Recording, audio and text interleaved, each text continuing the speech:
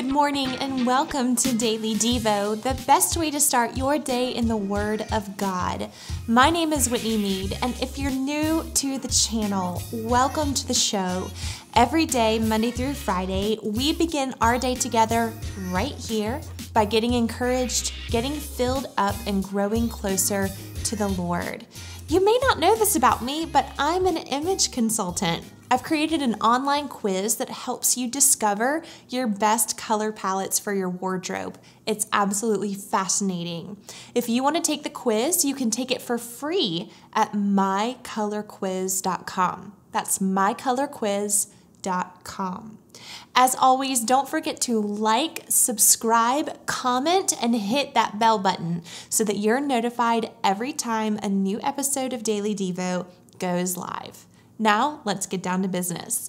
We've been spending the week with Elimelech, Naomi, and their two sons who've just migrated from their hometown of Bethlehem to the land of Moab to escape a famine. Elimelech has died, leaving Naomi as a widow with two sons. Let's start in Ruth chapter 1 to see what happens next. Then Elimelech died, and Naomi was left with her two sons. The two sons married Moabite women. One married a woman named Orpah, and the other a woman named Ruth. But about 10 years later, both Mahlon and Chilion died. This left Naomi alone without her two sons or her husband.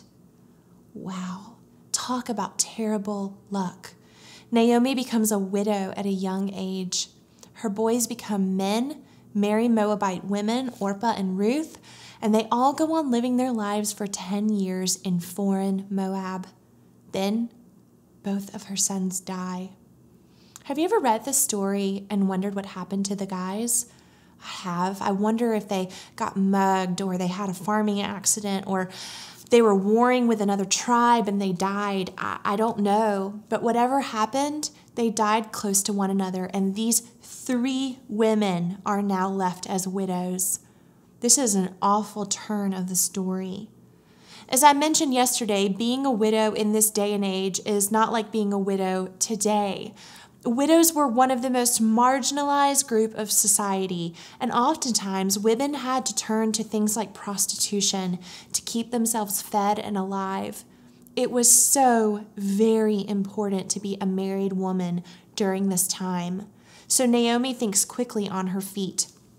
If she can just get back to Judah, she knows that under God's law of protection, widows must be taken care of. You see, God made a very special provision for widows.